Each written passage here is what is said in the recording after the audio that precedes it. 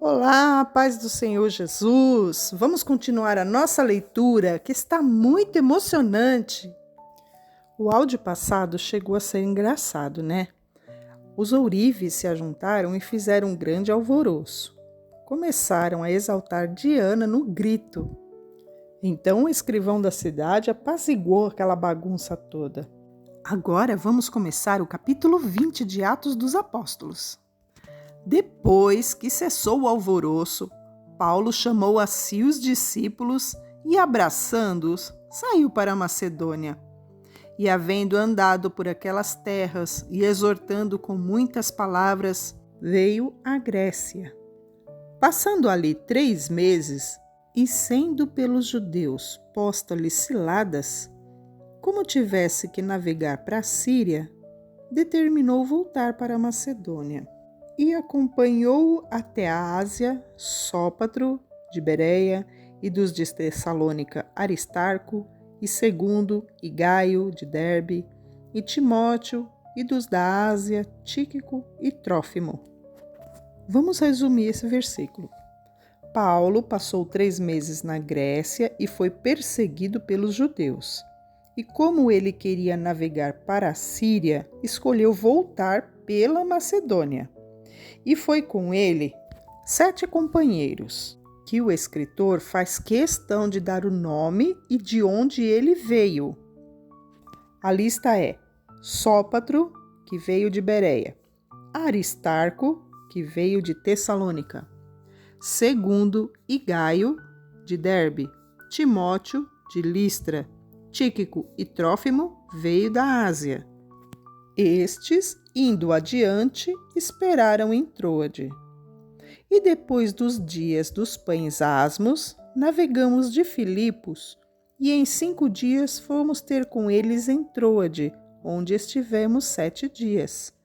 Vocês lembram o que são os pães asmos?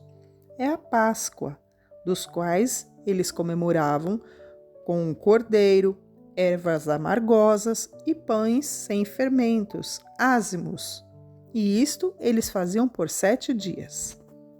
No primeiro dia da semana, ajuntando-se os discípulos para partir o pão, Paulo, que havia de partir no dia seguinte, falava com eles e alargou a prática até a meia-noite.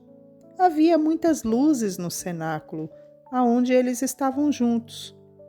E estando um certo jovem por nome Eutico, assentado numa janela, caiu do 3º andar, tomado de um sono profundo que lhe sobreveio durante o extenso discurso de Paulo, e foi levantado morto.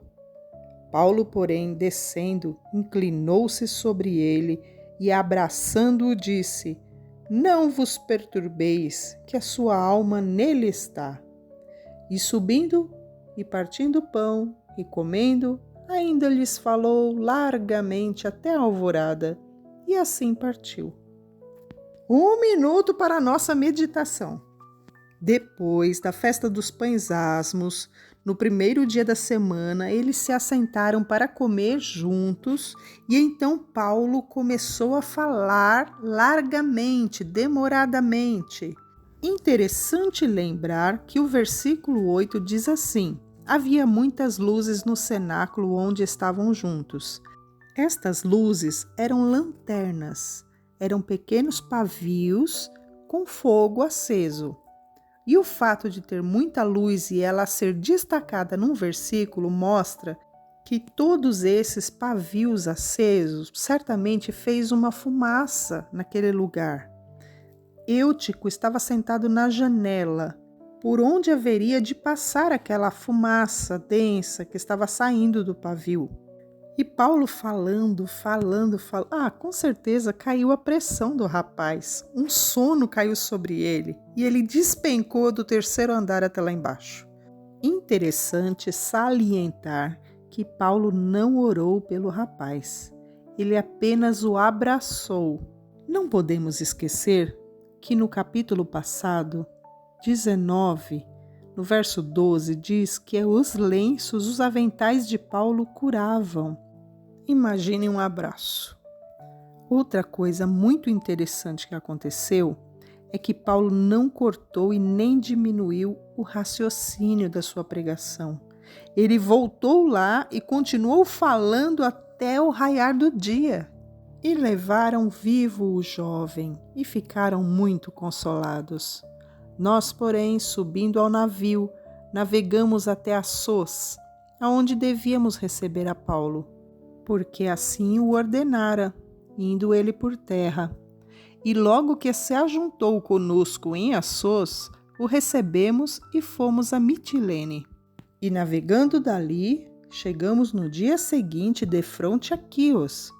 No outro, aportamos em Samos e ficamos em Trogílio, chegando no dia seguinte a Mileto, porque já Paulo tinha determinado passar adiante de Éfeso para não gastar tempo na Ásia.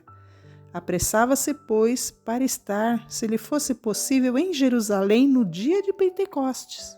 É muito interessante quando nós lemos na Palavra de Deus estes lugares. Foi para Quios, aportou em Samos, ficou em Trogílio. É interessante saber isso. Nós lemos com naturalidade, mas nesse último versículo, eu quero pegar como um exemplo para nós. Paulo já tinha determinado passar adiante de Éfeso e ele queria, se possível, chegar em Jerusalém no dia de Pentecostes. Essa distância que ele queria fazer tem 1.091 quilômetros.